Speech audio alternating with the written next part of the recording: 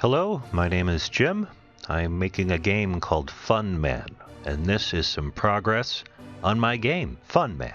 Something cool that happened in the past week was figuring out how to use a splat map. Now here is some level geometry. Here is the splat map applied. So if you wanted to, you could apply your textures to your model inside Blender, then bake a map, and then export that together. What this does is, using RGB, you can paint where you want a certain texture to be on your geometry, and then inside Godot, that translates it. Then, depending on the values of the colors, if they're solid colors or they're mixed, it gives you the 100% of your texture that you have in Godot, or a mix between whatever you want. And that's really cool. It looks great. Inside Blender, there's an add-on called the Sapling Tree Generator, and I went ahead and made myself some trees. Earlier in development, I was very concerned about trees taking up a lot of memory, so I kind of held off, but I figured out a way to make them relatively low cost, and now I can start sprinkling them around my levels and makes them appear more alive, which is nice. So last week I went through and broke down all my NPC animations into smaller, more manageable chunks so I could tweak them easier, and I did the same thing with Fun Man.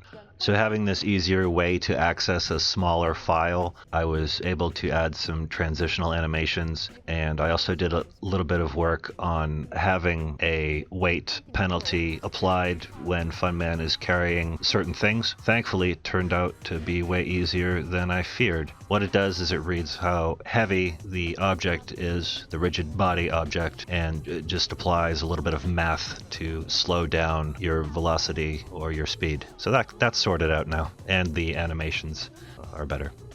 I did a little bit of work creating some entryways that can be placed anywhere to enter different parts of the map. So I have a sewer, this one goes inside a mountain, and the other one can just be placed anywhere, like this, and it says, oh, okay, this goes down. So you can put this anywhere you want a fun hidden level or anything like that.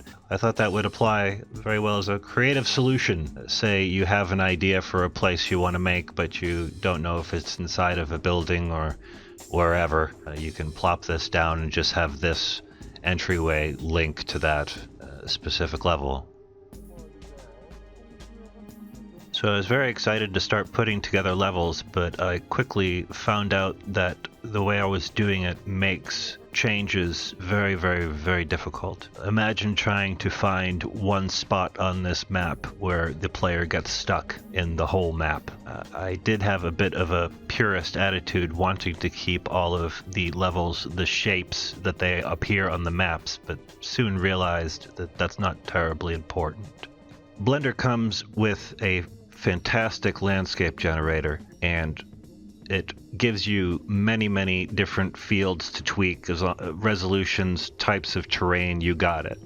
A mistake I was making was trying to mix resolution types and then join them, that's a silly thing to do.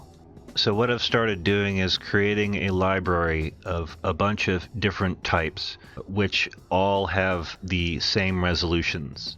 They're all 128 by 128 faces, and if you make them twice as big, you make them 256 by 256 faces. And the hope being that I can assemble my levels in ways that they can sit very closely next to each other, and if I run into an issue, I can find that particular 128 by 28 square, solve the issue, and just export that instead of the whole map.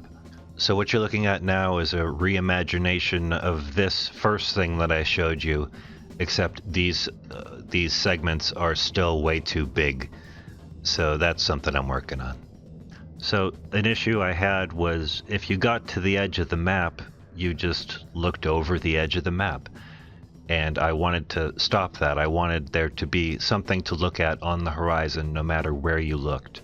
And with this new method, they don't need to be collision objects. You don't even need to be able to reach them. You just need to be able to see them. I feel this is the proper way to move forward with creating maps. So I'd like to thank everybody who helped with the Kickstarter campaigns.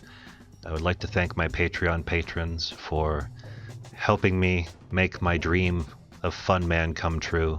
Thank you all for watching. Have a great night.